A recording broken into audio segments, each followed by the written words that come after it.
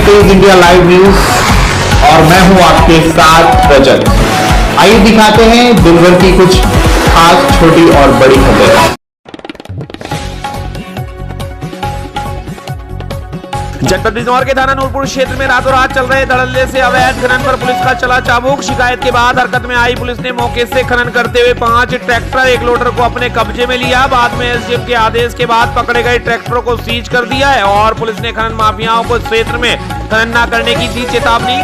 आपको बता दें, गौरतलब है कि नूरपुर क्षेत्र में रातों रात खनन माफिया खनन के काले कारोबार को फैला रहे हैं। तभी शिकायत के बाद पुलिस की नींद टूटी और पुलिस हरकत में आई। छापेमारी के दौरान पुलिस ने खनन करते हुए नूरपुर क्षेत्र से 5 ट्रैक्टर व एक लोडर को अपने कब्जे में लिया। सूचना पर चांदपुर एसडीएम रितु रानी व चांदपुर सीओ सुनीता दैया ने मौके पर पहुंचकर निरीक्षण किया और पकड़े गए ट्रैक्टरों को सीज करने के निर्देश दिए। रातों रात पुलिस को चुनौती देकर खनन कर रहे खनन माफिया पुलिस को आता देख मौके से फरार हो गए। फिलहाल पुलिस ने पकड़े गए ट्रैक्टरों को सीज कर दिया है और मामले में आगे की कार्रवाई शुरू कर दी है। नूरपुर से हमारे संवाददाता आशु शर्मा की देखिए खास रिपोर्ट।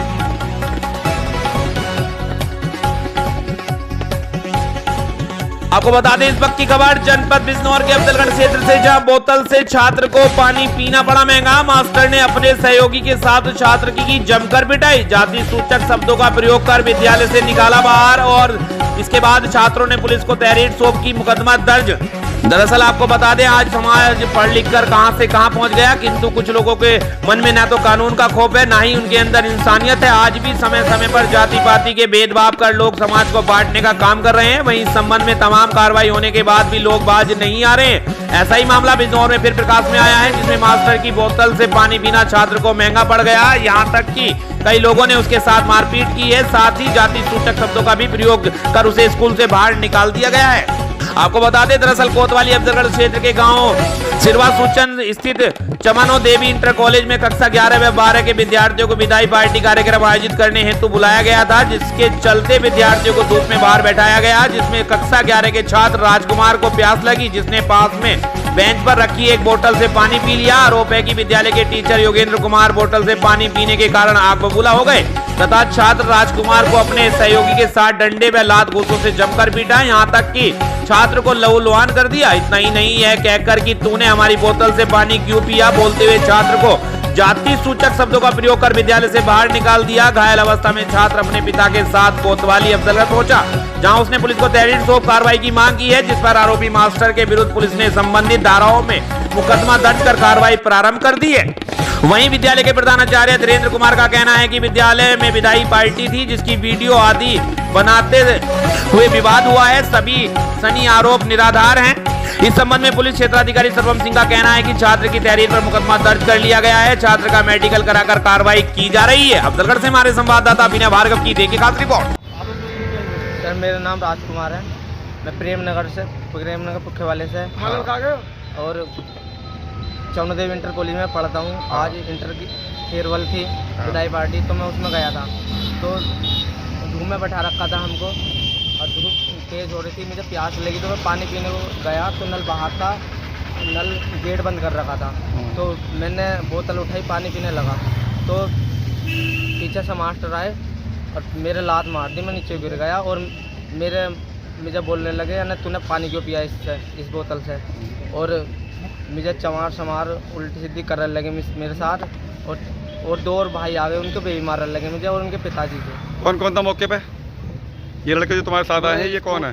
पूरे स्कूल था, ये था संदीप। क्या बात हुई जो बता रहे हैं, क्या हुआ मामला? ये सही बता रहे हैं। पानी पीने बोतल रखी थी, पानी पीने जाने लगे, पीछे से आए सर और इनके तेज से लात मारी कि तू पानी पीगा, हमारी बोतल से पानी पीगा, तो ऐसे बोलने लगे। और जाति सूचक शब्द भी यूज कर उन्होंने कहे कि चमार का बच्चा हमारे उससे पानी पी रहा है। कौन, क्या नाम मास्टर का? योगेंद्र सिंह।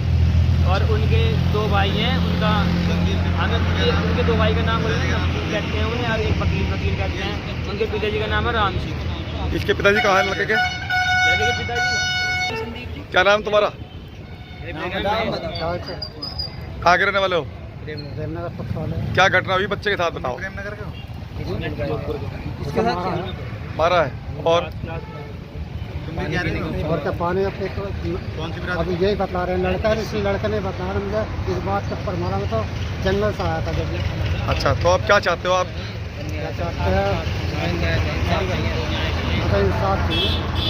थाने आए हो तो आपने कोई तहरीर दी नहीं है, समझ में क्या बात है? क्या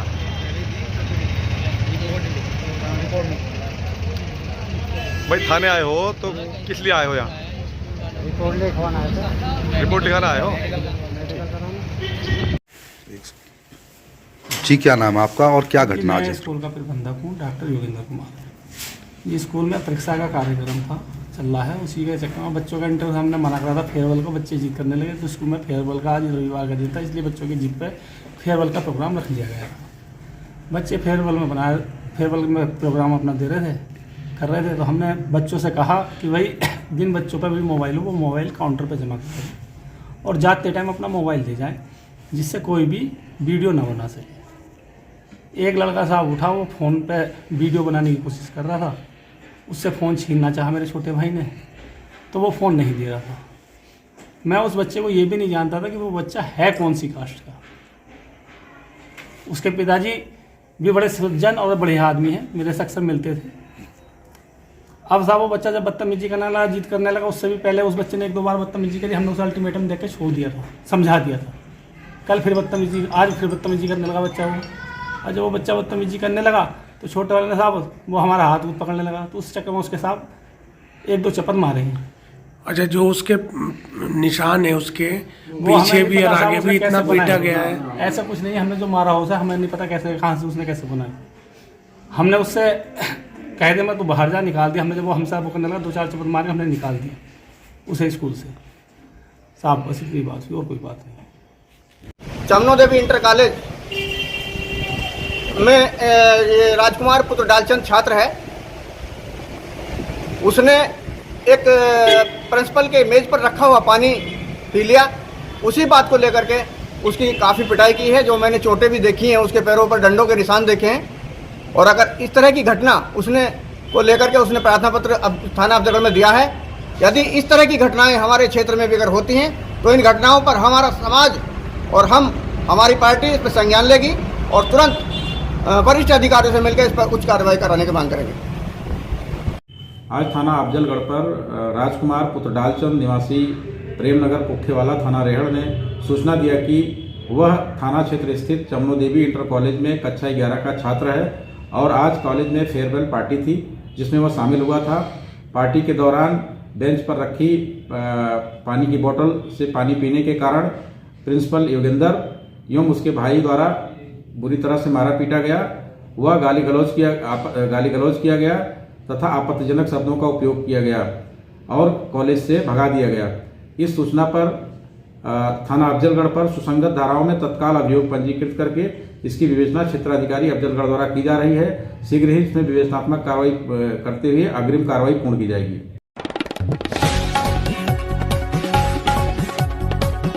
जनपद बिजनौर के अफजलगढ़ क्षेत्र में एसडीएम ने कांवड़ियों की सुरक्षा हेतु लिया जायजा, रोशनी व मार्ग को दुरुस्त रखने के दिए निर्देश। आपको बता दें, बिजनौर के अफजलगढ़ क्षेत्र से गुजरने वाले कांवड़ियों की सुरक्षा व्यवस्था हेतु शासन प्रशासन पूरी तरह सजग हो गया है, जिसके चलते NH 74 मार्ग पर पड़ने वाले गांव भूतपुरी में तिराहे पर उप जिलाधिकारी मनोज कुमार सिंह ने पहुंचकर कांवड़ियों के लिए मार्ग की सुरक्षा व्यवस्था का जायजा लिया। वहीं उन्होंने स्ट्रीट लाइट दिन छिपते ही जलने में कांवड़ियों की सुरक्षा के लिए इंतजाम आदि के लिए दिए पुलिस को आवश्यक दिशा निर्देश। इस दौरान सीओ सर्वम कुमार, कोतवाल मनोज कुमार, SI जीत सिंह पुंडीर, SI अकील अहमद सहित भारी पुलिस बल मौजूद रहा। साथ ही भाजपा से क्षेत्रीय वर्तमान विधायक कुमार सुशांत सिंह ने भूतपुरी में भी तिराहे पर कांवड़िया सेवा शिविर का फीता काटकर शुभारंभ किया। इस दौरान समाज सेवी गौरव राजपूत, अंकित चौहान, शुभम देव तोमर, संजय कुमार, नरेंद्र सेनी ने कहा कि शिविर भी भक्तों की सेवा के लिए शिवरात्रि तक चलेगा। बिजनौर के अफजलगढ़ से हमारे संवाददाता विनय भार्गव की देखी खास रिपोर्ट।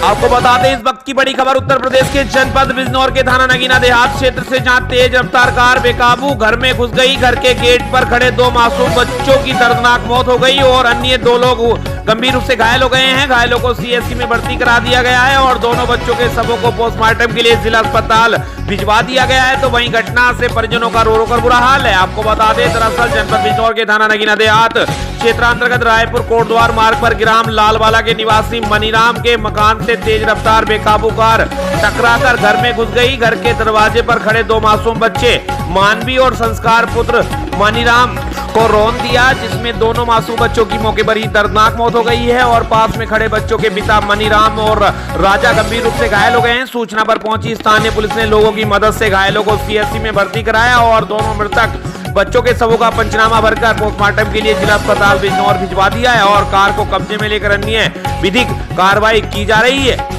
नगीना रियाज से हमारे संवाददाता गुड्डू भारती की देखिए खास रिपोर्ट।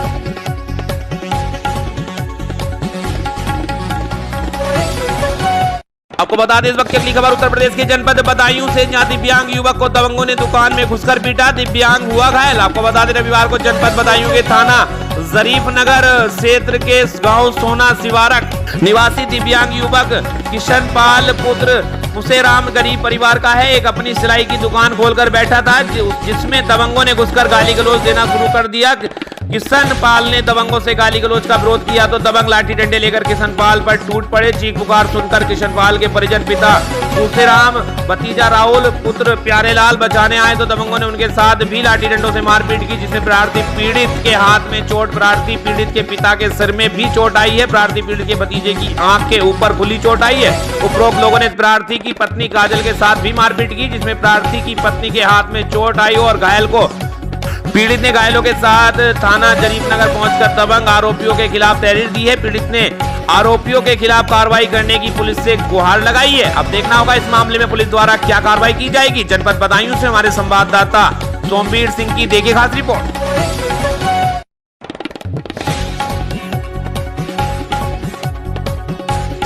अयोध्या के रामकोट स्थित वैष्णव व्रत निषाद राम जानकी मंदिर में विराजमान भगवान का पटोत्सव हर्षोल्लास से मनाया गया।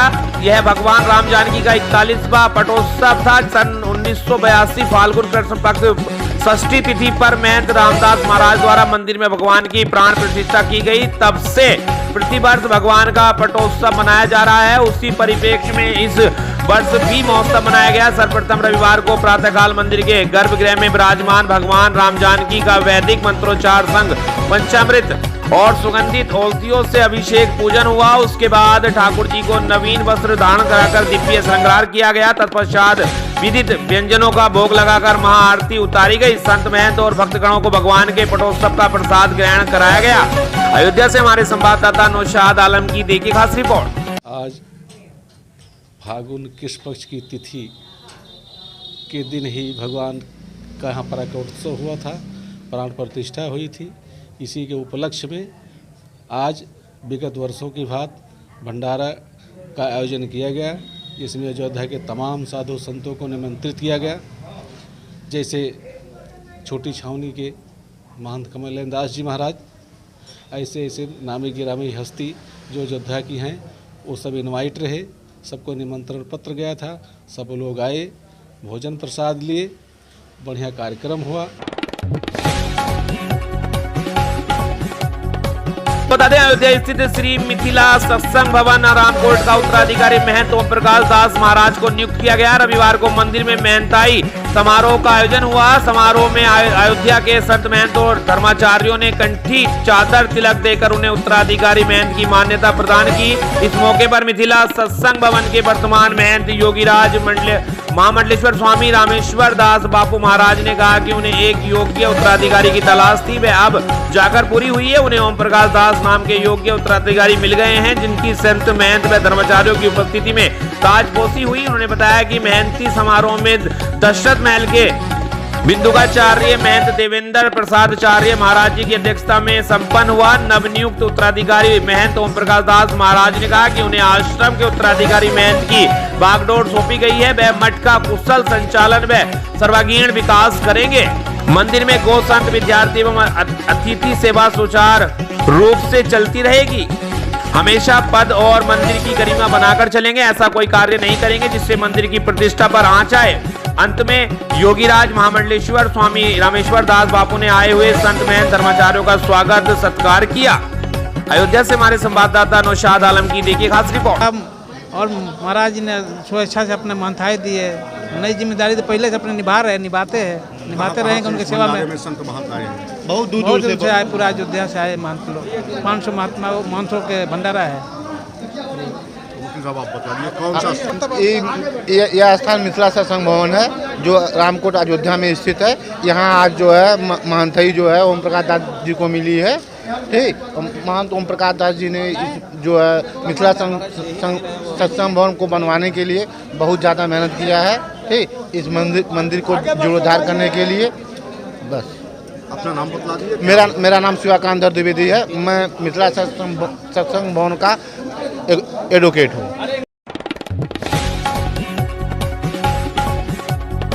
बता दें वहीं रामनगर अयोध्या के सब्जी मंडी मार्ग स्थित बागी मंदिर में संत महंत व विशिष्ट जनों ने स्वर्गीय हारमती श्रीवास्तव को भावभीनी श्रद्धांजलि दी। रविवार को मंदिर में एक श्रद्धांजलि सभा का आयोजन किया गया। सभा में संतों एवं विशिष्ट जनों ने हारमती श्रीवास्तव के चित्रपट पर पुष्पांजलि अर्पित कर नमन किया। इस अवसर पर व्रत आयोजित रहा।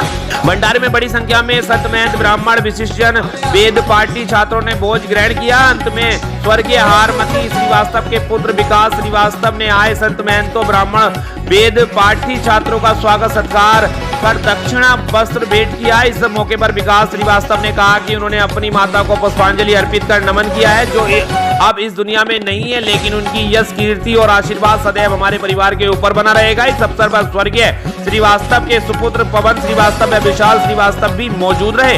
रामनगर अयोध्या से हमारे संवाददाता नौशाद आलम की देखिए खास रिपोर्ट। माता जी का शांति भोज है और इस अवसर पर हमारे बीच वाले देवर विकास भैया और पवन जी और विशाल जी मिल करके उन्होंने माता जी के नाम पे सारे ब्राह्मणों और पूरे समाज को न्योता दिया था, संत समाज को न्योता दिया था भोजन कराने का।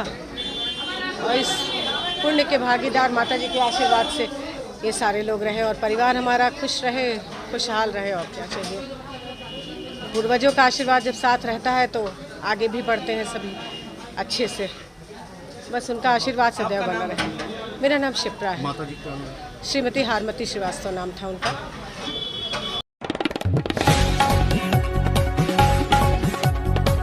आपको बता दें उत्तर प्रदेश के जनपद बहराइच के शहर गुलाबीर कॉलोनी के एक गंदे नाले में तकरीबन 40 वर्षीय अज्ञात महिला का शव बरामद हुआ है, जिसकी सूचना स्थानीय लोगों द्वारा पुलिस को दी गई है। तत्काल मौके पर पहुंची पुलिस ने सबको कब्जे में लेकर मोर्चनी में रखवा दिया है। साथ ही पुलिस मामले की जांच में जुट गई है। इस संबंध में जानकारी देते हुए क्षेत्राधिकारी नगर राजीव कुमार सिसोदिया ने बताया कि गुलाबीर मंदिर के पीछे काशीराम कॉलोनी है, जहाँ एक गंदे पानी का नाला है जिसमें तकरीबन 40 वर्षीय अज्ञात महिला का शव बरामद हुआ है। उन्होंने कहा कि सब तकरीबन 5 से 6 दिन पुराना प्रतीत हो रहा है। उन्होंने कहा कि सबको निकालकर पोस्टमार्टम के लिए भेजा गया है, आगे की विधिक कार्रवाई की जा रही है। उन्होंने कहा कि पोस्टमार्टम रिपोर्ट के आधार पर ही आगे की कार्रवाई की जाएगी। बहराइच से हमारे संवाददाता विनय कुमार पांडे की देखिए खास रिपोर्ट। गुलाबीर मंदिर के बगल में काशीराम आवास एक कॉलोनी है, इसके पीछे थोड़ा गंदा पानी कीचड़ से भरा हुआ है तालाब में। वहीं पे एक महिला का शव मिला है जो करीब 5-6 दिन पुराना प्रतीत हो रहा है और उसमें सबको निकाल कर उसके लिए पीएम के लिए भेजा गया है। बाकी आगे विधिक कार्रवाई की है। अभी कुछ कहा नहीं जा सकता है, बॉडी डिकम्पोज होने की उसी स्टेज में है तो पीएम के बाद ही क्लियर होगा कि किस कारण से ये डेथ हुई है।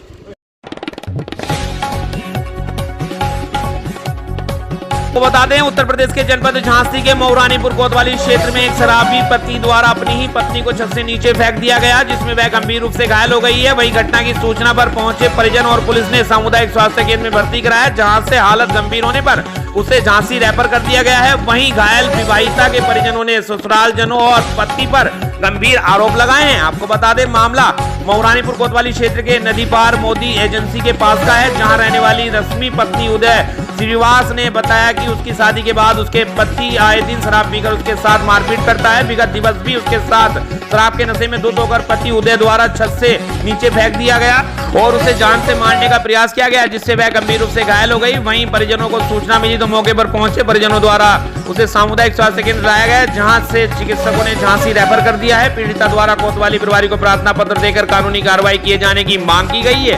झांसी से हमारे संवाददाता समद अली की देखिए खास रिपोर्ट। बच्ची को छत पे से फेंक दिया था दामाद ने, तो हम आए पुलिस वाले पहुँच गए 112 वाले।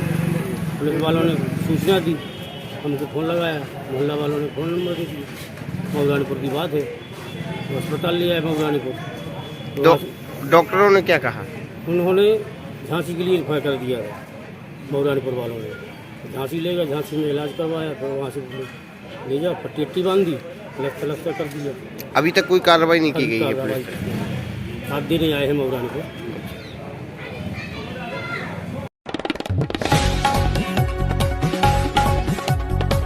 बता दें वहीं उत्तर प्रदेश की जनपद झांसी के वीरांगना लक्ष्मीबाई रेलवे स्टेशन पर एक प्रेमी युगल के साथ बड़ी वारदात हो गई। खुद को आरपीएफ कर्मी बताकर एक युवक ने प्रेमी से न सिर्फ रुपए झटक लिए बल्कि उसकी प्रेमिका को भी ले गया। अब परेशान प्रेमी जीआरपी व आरपीएफ थाने के बीच फुटबॉल बनकर फिर रहा है। अब तक उसकी कोई सुनवाई नहीं हुई है। प्रेमी ने प्रेमिका के साथ किसी अनहोनी की आशंका जताई है।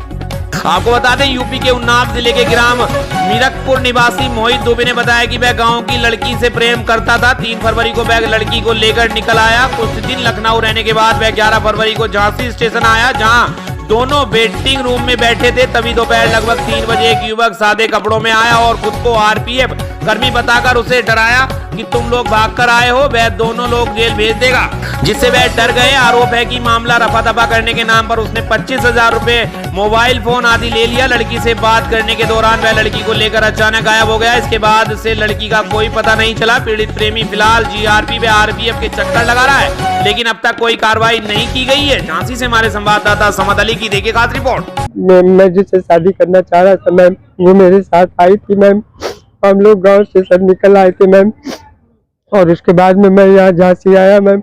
और यहाँ पे ग्वालियर बरौनी की टाइम मैम कल 1 से लेके मैम 2-3 के बीच में मैम एक वेटिंग रूम में सर जी आए और कहने लगे मैं आरपीएफ का हूँ और मेरे साथ चलो और तुम लोग भाग के आए हो। हमने कहा जी सर भाग के आए, पर इनसे भी पूछ लीजिए, मेरी वाइफ से, ये भी मुझसे शादी करना चाहती है, हम भी शादी करना चाहते हैं। तो पूछा, कहने लगा क्यों? उसने कहा जी हम लोग कहीं नहीं जाएंगे, हम लोग एक साथ खुश हैं। तो कहने लगे अच्छा, कहने लगे चलो अच्छा थाने चलो, आरपीएफ थाने। तो मैम वो लेके आए और platform number ma'am waiting room से बाहर निकाल के मैम, और उसको क्या कहते हैं 1 नंबर प्लेटफॉर्म से मैम लेके गए, और मैम 1 नंबर से मैम 5 नंबर मैम लेके गए, और मैम 5 नंबर पे हमको मैम बैठाला और कहने लगा कि उसको क्या कहते हैं कि तुम लोग भाग के आए हो।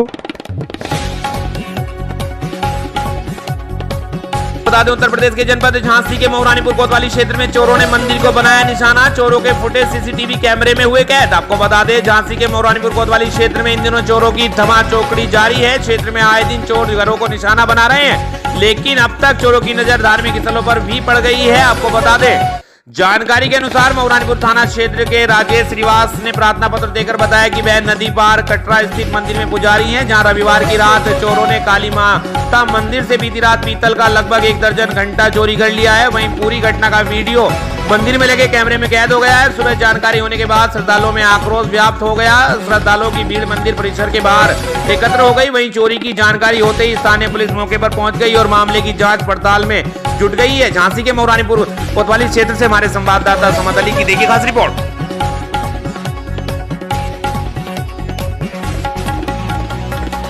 आपको बता दें जनपद सिद्धार्थनगर के सदर थाना क्षेत्र में एक 5 वर्षीय बालिका के साथ दुष्कर्म का मामला सामने आया है। पुलिस ने पीड़ित की नानी की तहरीर पर मुकदमा दर्ज करके आगे की विधिक कार्रवाई में जुट गई है। पूरे मामले की बात करें तो सदर थाना क्षेत्र के एक गांव में 14 वर्षीय नाबालिग ने पड़ोस में रहने वाली एक 5 वर्षीय मासूम बच्ची को बहला फुसलाकर खेत में ले गया और दुष्कर्म की घटना को अंजाम दे डाला।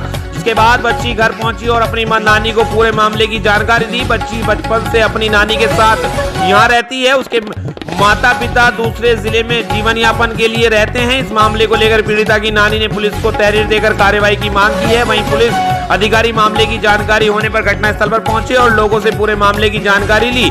साथ ही सिद्धार्थनगर कोतवाली में धारा 376 AB व पोक्सो एक्ट के तहत मुकदमा दर्ज कर कार्रवाई में जुट गई है। इस मामले को लेकर सदर सीओ अखिलेश वर्मा ने बताया कि जनपद सिद्धार्थनगर के थाना कोतवाली सिद्धार्थनगर के अंतर्गत एक महिला द्वारा एक तहरीर दी गई थी, जिसमें उसके 5 वर्षीय मासूम बच्ची के साथ एक बाल अपचारी जिसकी उम्र लगभग 14 वर्ष बताई जा रही है, उसके द्वारा दुष्कर्म किया गया है, ऐसा आरोप लगाया गया है और तहरीर के अनुसार अभियोग पंजीकृत कर लिया गया है। आगे की विधिक कार्रवाई की जा रही है। सिद्धार्थनगर से हमारे संवाददाता नियामतुल्लाह की खास रिपोर्ट। वह लड़की मार बताई सी, क्या बताई? कहती कि हमको ले गए लाई खेत में ले गए पकड़ के नानी, और हमारे सही से काम की सी मनो गंदी हमें लाइक टाफी दी सी और बिस्कुट दी सी खाए हैं। तब लेके पकड़ के हम कहन दिखावे लागी। हमें कहती चलो नानी बताई जगह बताई, तो वहाँ कहन खेते में से आए हैं लौट के। तब मनो उनके माँ बाप से कहे हैं, माँ बाप नहीं रहे, अम्मा से कहे हैं तो अम्मा कहा थी कि झूठ है। तब लड़की ऐसे पूछी नहीं 2-4 लोग, तब सब कहा लागे कि हाँ सही हुआ। कितने साल की बच्ची है? 5 साल का। क्या बताई बच्ची आपको? अब ये बताई नहीं कि मनो गंदी हवा है। अच्छा, कहाँ ले गया था बच्चा? किस खेत में? कहाँ? खेत में, लाही के खेत में। कैसे ले गया? मतलब क्या बहला फुसला किया? कैसे ले गया? आप लोग घर पे नहीं थे क्या? जनपद सिद्धार्थनगर के थाना कोतवाली सिद्धार्थनगर के अंतर्गत एक महिला द्वारा एक तहरीर दी गई है, जिसमें उसकी 5 वर्षीय बच्ची के साथ एक बाल अपचारी जिसकी उम्र लगभग अभी 14 वर्ष है, उसके द्वारा दुष्कर्म किया गया, ऐसा आरोप लगाया है और तहरीर के अनुसार अभियोग पंजीकृत कर लिया गया है। आगे की विधिक कार्रवाई की जा रही है।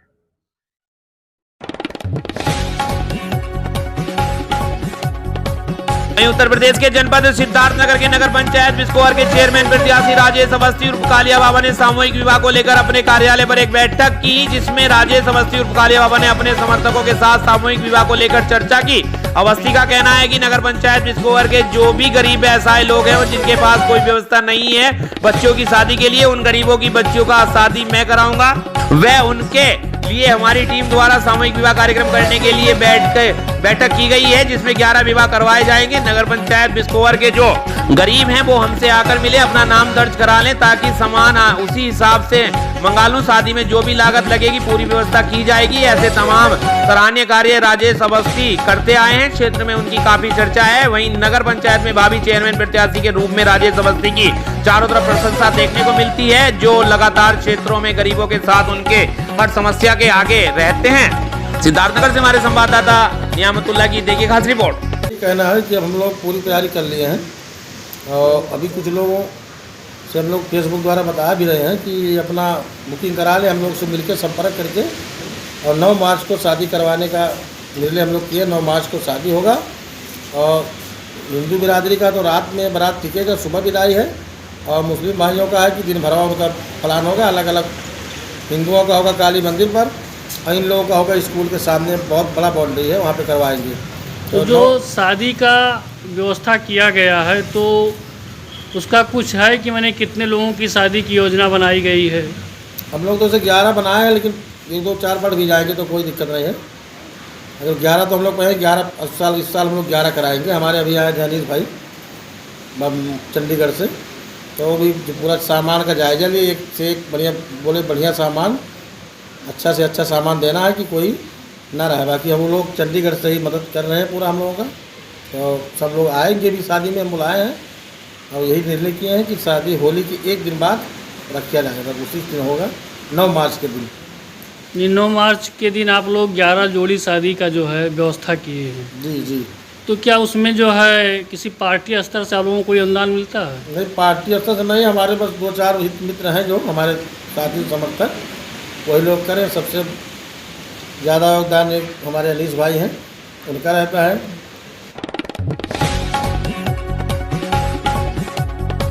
आपको बता दें हरियाणा के करनाल में राष्ट्रवादी कांग्रेस पार्टी के प्रदेश अध्यक्ष वीरेंद्र मराठा ने आज रेलवे रोड स्थित एक होटल सभागार में महत्वपूर्ण जानकारी देते हुए बताया कि पूर्व केंद्रीय कृषि मंत्री तथा पार्टी के राष्ट्रीय अध्यक्ष शरद पवार कल्याणकारी नीतियों के साथ आगामी 19 मार्च को करनाल की अनाज मंडी में एक जनसभा को संबोधित करेंगे। करनाल से हमारे संवाददाता राजेंद्र कुमार की देखिए खास रिपोर्ट।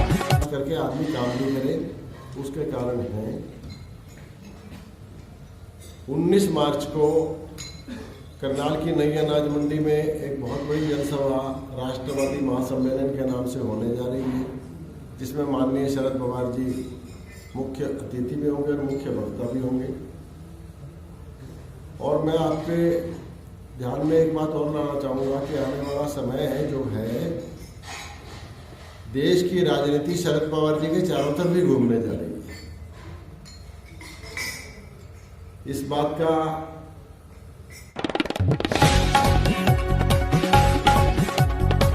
को बता दें वहीं हरियाणा के करनाल शहर के प्रतिष्ठित school RS public senior secondary school में छोटे नन्हे मुन्ने बच्चों का एक बेबी शो आयोजन किया गया। इस प्रतियोगिता का शुभारंभ विद्यालय के प्रबंधक रघुविंदर सिंह बिक्र द्वारा दीप प्रज्वलित कर किया गया तथा सरस्वती मां की वंदना कर उन्होंने विद्यालय के प्रधानाचार्य, उप प्रधानाचार्य, अध्यापक वर्ग एवं नन्हे मुन्ने बच्चों के अभिभावक का अभिनंदन करते हुए उनसे अनुरोध किया कि बच्चों के माता पिता इस प्रकार के बेबी शो कार्यक्रम में अधिक संख्या में भाग लेकर अपने बच्चों को एक नई रोशनी के साथ, उन्हें आत्मविश्वास के साथ, उन्हें ऊर्जावान बनाए। छोटे छोटे नन्हे बच्चों में जहां देश भक्ति के बीच वेशभूषा अति सुंदर दिखाई दे, क्योंकि वही अनेक बच्चों में मधुर कैप्टन, दूल्हा baby, healthy acting, smiling, photogenic अपनी प्रतिभा दिखाकर लोगों का दिल जीता। करनाल से हमारे संवाददाता राजेंद्र कुमार की देखिए खास रिपोर्ट। मैं बताना चाहूँगा कि आज 12 फरवरी 2023 है। कई साल पहले बेबी शो ऑर्गेनाइज करना स्टार्ट किया था सबसे पहले करनाल के अंदर। उसका उद्देश्य ये था कि टैलेंट बच्चों का निकल के आए